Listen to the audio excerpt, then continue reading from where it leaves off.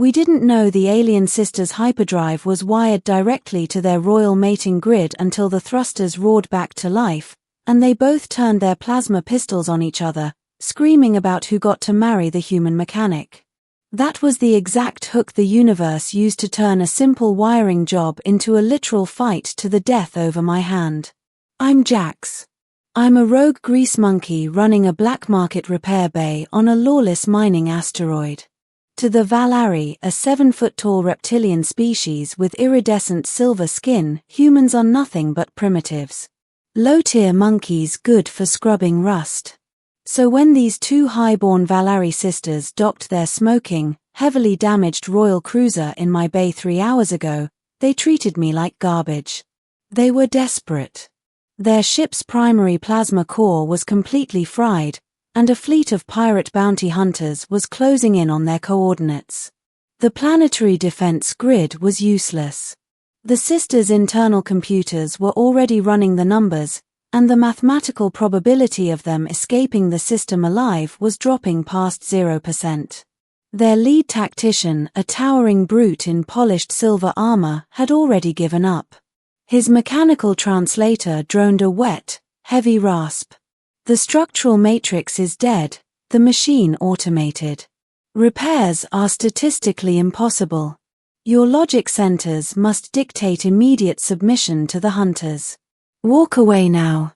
The sisters were furious, their sharp mandibles clicking in pure, raw panic. They were ready to accept their fate and prepare for execution. But nobody ever explained human engineering to a Valari elite. I didn't look at their useless spreadsheets. I grabbed my heavy-duty plasma wrench, ripped my shirt off because of the extreme heat radiating from the open engine bay, and dove straight into the radioactive core. "Shut your lizards' mouths and watch a master at work," I growled.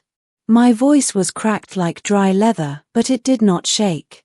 All caps for emphasis can't describe the absolute madness I pulled off in that smoking engine room. While their high-tech sensors said the ship was junk, I bypassed their clinical safety protocols entirely. I ripped out their burnt alien fuses, slammed in raw copper wiring from my own junk pile, and manually hand-cranked the volatile plasma valves with my bare, calloused hands.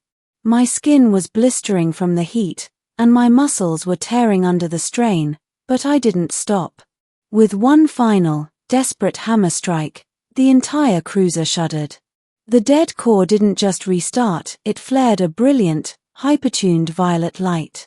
The ship was flying again, its engines purring louder than the day it left the Imperial factory. The guards stood frozen, their data pads shattering on the floorboards in absolute, stunned paralysis. Their math had completely failed them. A primitive human had just rewritten their entire engineering logic in 20 minutes. But, well, nobody expected what happened next.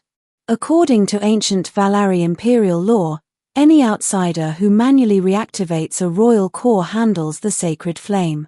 By default, that person is immediately elevated to royal status and chosen as a husband to preserve the bloodline. The two sisters looked at the glowing core, then looked at me standing there, covered in grease and soot. The older sister, Vanya, drew her ceremonial plasma blade, her scales flaring a hot, defensive crimson. He fixed the primary matrix. By right of the firstborn, this magnificent human beast belongs to my court. The younger sister, Lyra, instantly leveled her plasma rifle directly at her sister's head. "You didn't even want him here. He saved my life pods. The human is mine, or I will burn this entire deck to ash." The giant royal guards broke formation, backing away in absolute, terrified confusion. They went from preparing for an enemy ambush to watching a royal civil war break out over a human mechanic in grease-stained cargo pants. The equations in their high-tech helmets were completely broken. Alien logic says a lower species is an expendable tool.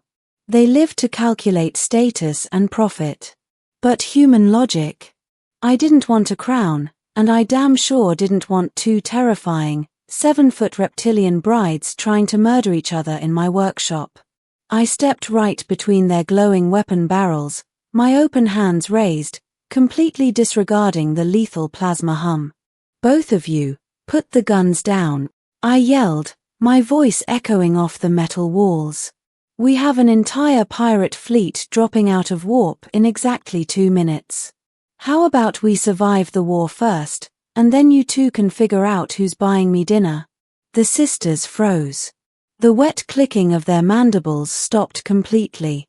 They looked at me, then at each other, realizing their imperial drama had completely failed to intimidate a squishy human. We cleared the sector by sunrise, my junk-wired engine pushing the cruiser into hyperspace faster than any military dreadnought in the quadrant. The sisters are currently locked in the galley, still fiercely debating the marriage contracts, while the royal guard sits in the hallway, looking at me with profound, terrified respect. The galaxy thinks we're fragile because our bones snap under pressure and we bleed when we're cut. They look at our lack of natural armor and assume we run on the same cold calculations that they do.